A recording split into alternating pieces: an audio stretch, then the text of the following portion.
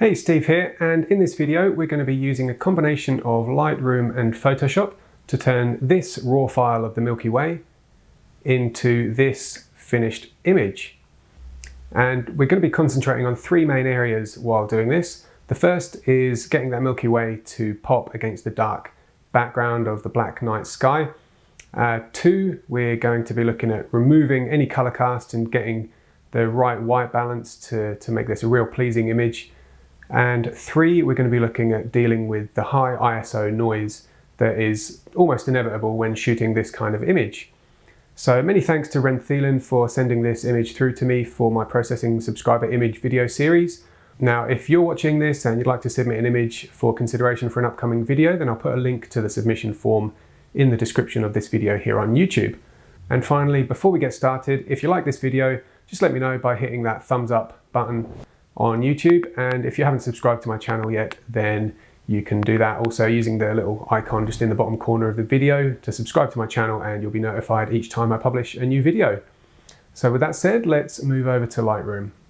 So here we are in Lightroom with Ren's image of the Milky Way, and so I'm just going to run through a couple of edits in Lightroom first that are going to get us a long way towards a really great looking image, so that we can just do some sort of fine-tuning in Photoshop in a moment.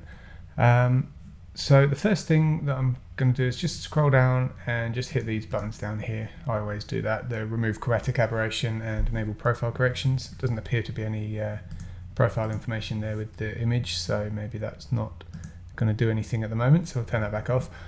But one of the things that Ren mentioned was reducing the noise from using the high ISO. So if we zoom in, we can see that the standard amount of sharpening that Lightroom applies, it's actually a bit too strong. It's creating a lot of extra noise in the sky. So I'm going to just remove that completely, and then I'm just going to add a little bit of noise reduction just to kind of soften things up a bit.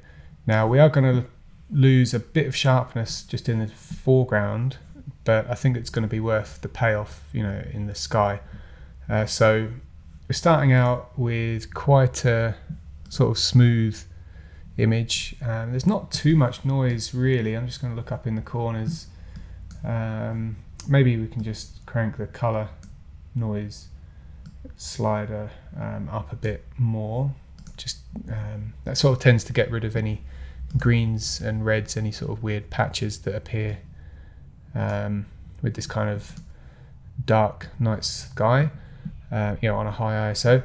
Okay, that's just the sort of straightforward stuff, and then maybe we'll add a bit of sharpening back in right at the end, and any noise reduction if necessary. But the first thing that I like to do in terms of actually editing the image is get the sky looking like a nice color of like a nice shade of black or very, very dark blue. So let's just slide the white balance slider down to the left to the blue end of the spectrum, and then I think, so looking at the horizon here, we've got a lot of yellows that are mixing with the blue and it's creating a bit of a green tint, so let's push the tint towards the magenta end as well. And so the sky's looking pretty nice at the moment. Let's see actually if we just increase the exposure just a little bit, maybe about half a stop. I think that's a really nice look to the sky there. We've got some things going on the horizon where you've got the light coming. I'm not sure if it's a city or buildings over there with creating some artificial light, or whether it's a sunset or sunrise, but either way we can deal with that in Photoshop shortly. But then all we're left with really is the foreground here, which appears to be being lit by some kind of artificial light source, because it's a lot sort of warmer light than, in the background you've got the shadows there on the sort of trees and bushes in the distance, so I'm assuming this is being lit. Now we can either deal with that in Lightroom here, perhaps with a gradient. So let's just reset this. Now I probably do actually want to darken the foreground a bit as well anyway, just because, you know, this light in the foreground isn't really adding much to the overall picture. So let's reduce the exposure, and also let's reduce the temperature, and then just add a bit of a gradient in here to see what that does. Okay, that is yeah, that's sort of done a pretty good job at removing that yellow color cast. And we can probably drag the exposure down a little bit more as well. Okay, it's looking pretty good where we are. So let's move over to Photoshop, and we can start to bring the best out of the Milky Way itself. So I'm just going to right click, edit in Photoshop. Okay, now here we are in Photoshop with the image. Let's tackle the foreground first. So I'm just going to add a curves adjustment and darken the whole image. Invert the mask, Command or Control I, white brush, high opacity. I'm going to go for 60%. I'm just going to brush this in down here. Maybe now we can actually darken it a bit further. Okay, just being careful not to completely underexpose it. So maybe I'll just remove this effect from the very corners. Okay. Now, whether you want to, like when you're processing these kind of images, sometimes you can use the light that's kind of coming up from the horizon and into the sky. You can try to remove it, or you can just let it be. I haven't decided yet. I'll try a couple of things. If we were to try and remove it, then again that would probably be just with a curves adjustment and then just tweaking the individual color channels. So let's remove some green and some red.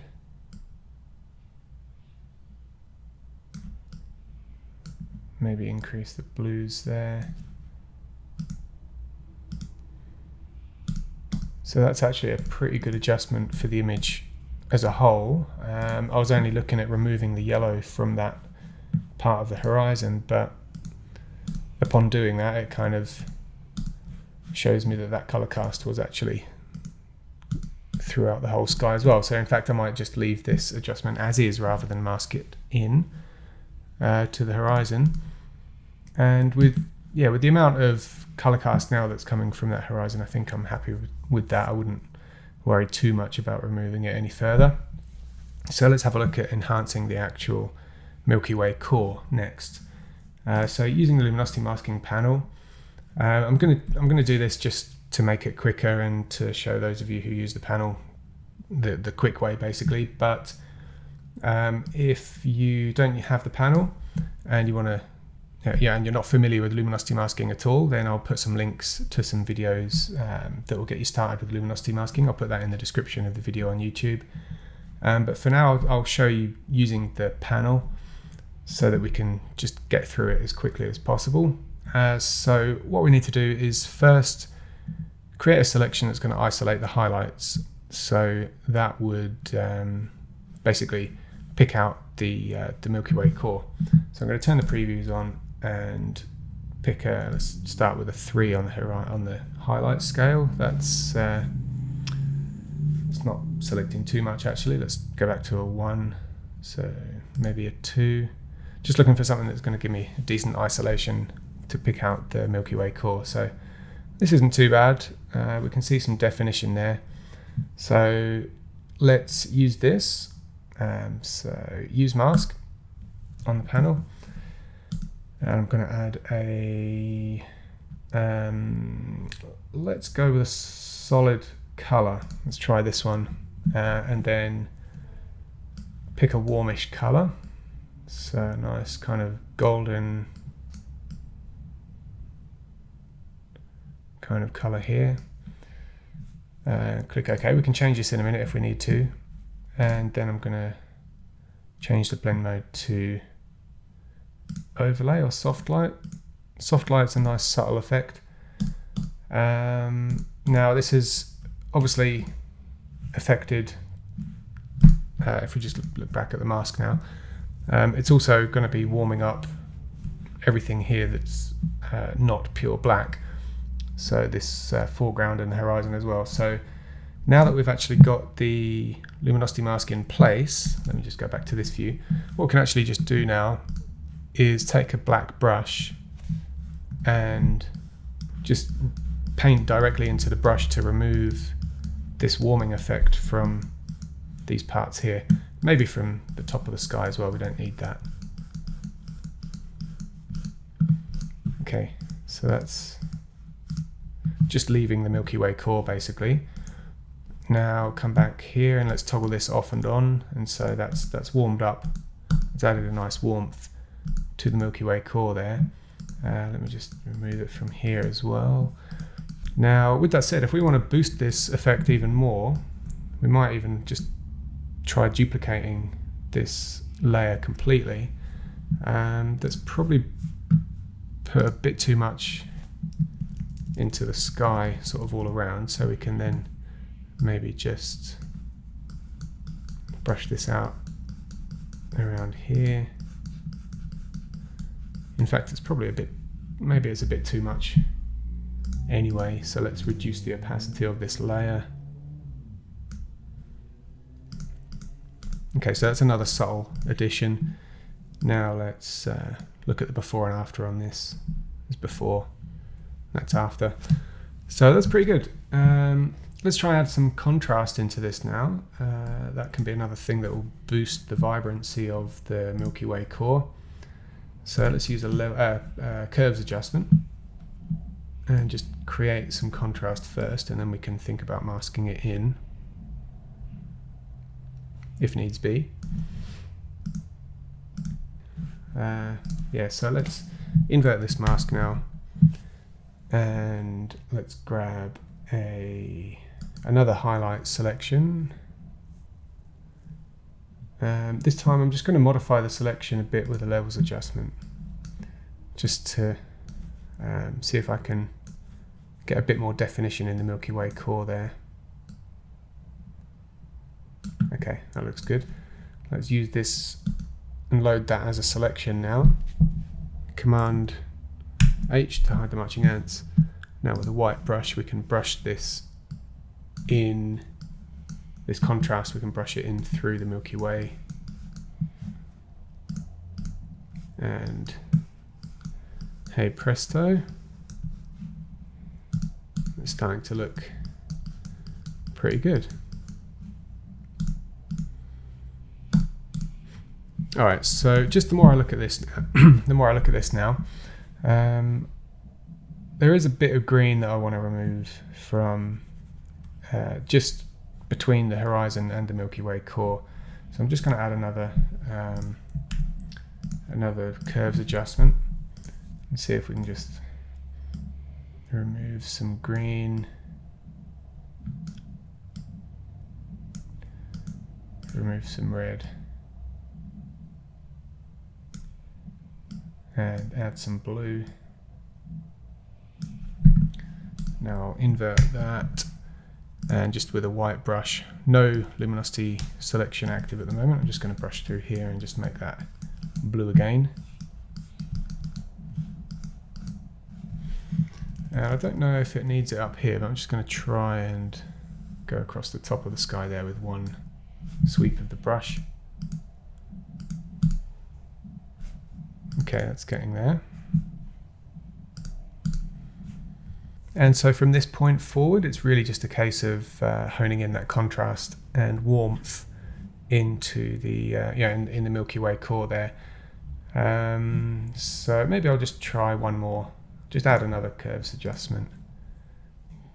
Let's put it up here. Now I think there are still some greens up in the top corners. Let's deal with that. Let's add another curves adjustment. Let's remove some greens.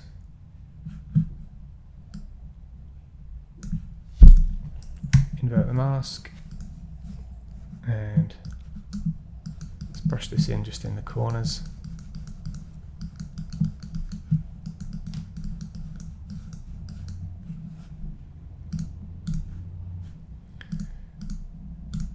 Okay, now let's go for one final contrast adjustment in the Milky Way there. So let's add another curves adjustment. Let's really create a strong S-curve there. Now let's invert the mask. And this time I might just use that approach of just brushing through the Milky Way core with a brush, and then I'm going to use a luminosity mask to mask out of the shadows or anywhere that I don't want it to appear. So let's just start off brushing this contrast through the middle. Okay, that's it's looking pretty nice, I think. It's not really, I don't really need to remove this from too much. Maybe I can just tidy it up a little bit on the edges here, just with the brush without using a luminosity mask. But I think in terms of the actual edit, this is looking pretty good. Let me just grab all my layers. Actually, I'll just stick them in a group, so you can select all layers, Command or Control G, stick them in a group. Now I can just toggle this off and on. So here's before, and here's after, and if I switch back to Lightroom and then hit reset here, we can see what we actually started with, and then back to Photoshop. The after image is here. Cut. Okay, back up a second. Okay, welcome to a new ending of this video. I'm re-recording the ending just so that I can add in a step that I decided to add after having gone away and then come back later to look at the image. I decided it maybe needed one more slight color tweak. So yeah, what I'm going to do now is, before I show you the sharpening and noise reduction, is I'm just going to show you that one extra edit that I wanted to make. And it's one of the rare times you'll see me using the hue saturation adjustment layer, but here it is. So what we're doing is, I'm just going to zoom in again. Now it's pretty obvious the sky is blue, so you could just go straight to the blues in the properties panel of the hue saturation, or you can just use this thing here. So toggle this icon on, and then you can just click in the sky just to make sure, and it will switch to whatever color it is that is most predominant in that area you're clicking on. So if I go back to master, I can just click now, and I know, okay, this is blues. So the adjustment I'm going to make is just to give a slight shift to the hue of the blues, and I think that's really going to just make this image, it's going to give it that extra 5%. So shifting this hue slider just to the right a little bit, not too far. You want to go gradually and then sort of check your before and afters. So it's just it's just changing the nature of that blue of the sky. So that is the new adjustment that I wanted to make. Yeah, with that done, I'm actually a lot more happy with the with how the sky looks now. So at this point, we're ready to move on to any sharpening and noise reduction. So I'll start with noise reduction, and then if necessary, we're going to do some sharpening. So what we need to do first, I like to use the noise reduction from the camera raw filter. To do that, we need to select all, edit, copy merged, edit paste, and that's going to create a new layer, which is a copy of our entire image with all layers and adjustments. Right click here, convert to smart object, so that we can adjust the filter properties after applying them. So now we can go filter and then camera raw filter, and I'll just go to the noise reduction or the detail panel and just choose the noise reduction luminance slider, and I'm just going to zoom in and just going to, by eye, I'm going to kind of guesstimate how much is going to look right here. So probably around 30.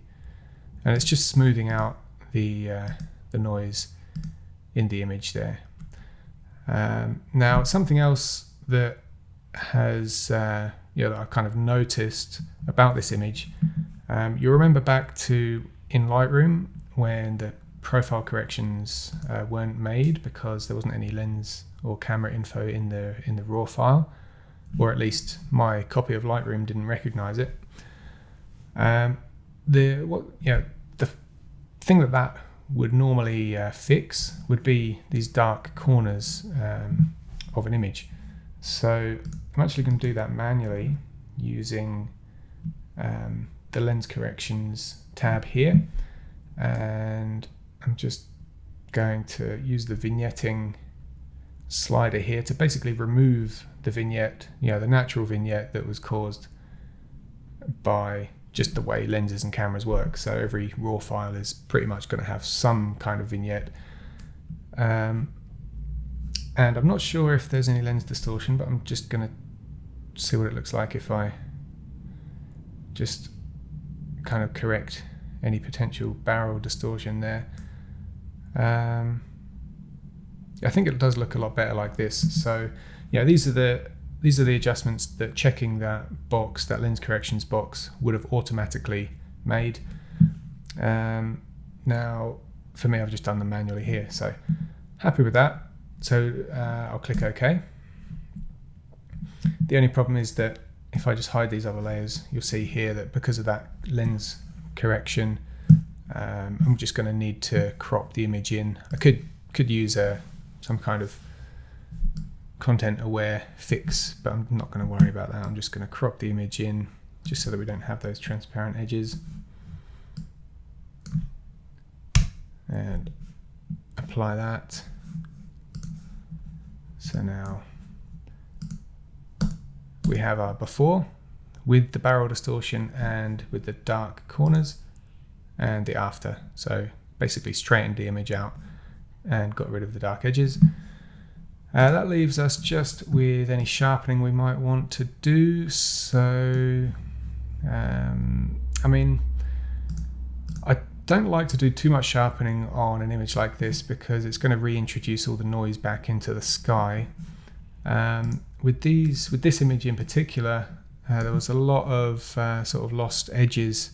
I'm not sure if that's movement or, I can't quite put my finger on exactly why these edges here are so soft. Maybe it's just because there was maybe it's the factor of the high ISO and long exposure. But I will just show you kind of what I would do normally for sharpening this kind of image. So we need another select all, edit, copy merged, edit, paste layer. I won't worry about converting to smart object this time. I'm just going to go filter and then other and high pass and 2.5. It's already set from the first time I recorded this half of the video.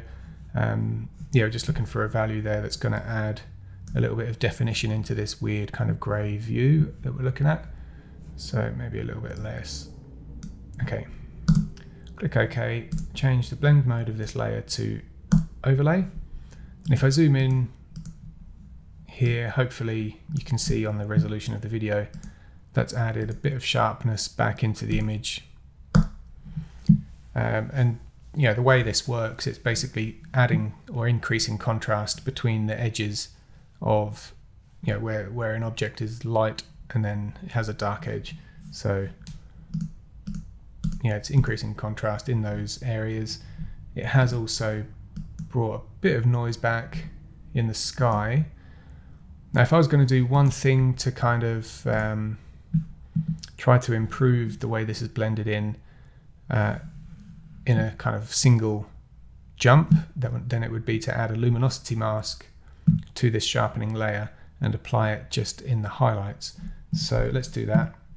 I'll add a layer mask to the sharpening layer there, and I'll just use the panel again. But like I said at the start, if you want to learn how to do this, I'll put some links to other videos about luminosity masking in the description of the video. But essentially what I'm going to do here is just add a highlight selection or a channel. If you're creating this in the channels panel, you're going to create a channel that isolates the highlights, and then just load that directly into the layer mask of this adjustment. So H1 here is going to do that for me. And here we can see, if I just load the luminosity mask into view, then it's basically masking the sharpening into the lighter areas of the image and masking it out of the darker areas. So when we come back to look at the actual image itself, I'm not sure if this is really going to come across in the video, but we can see here's the before, here's the after, so a slight increase in sharpness. But then if I show the before and after of actually having this luminosity mask applied, I'll turn the mask off and then back on, we can see it's basically a subtler version of that sharpening effect. So at this point, I'm really happy with how this image has turned out. And so again, let's just go back to the before version, which is the raw file that Ren sent to me here. And obviously we can see here the white balance is it's the main kind of most obvious issue here, but that was a relatively simple fix in Lightroom before we load it into Photoshop. And then when we brought it into Photoshop, it was really all about adding contrast and color to the Milky Way core, getting the color balance of the sky just right, and then really just the sharpness and noise reduction at the end. So with that, I hope you enjoyed this video, and let me know what you'd like to see next, and if you want to send an image in to me for consideration for an upcoming video, then I'll also include a link to the submission form in the description. So with that said, thanks for watching, I hope you enjoyed it, I'll speak to you soon.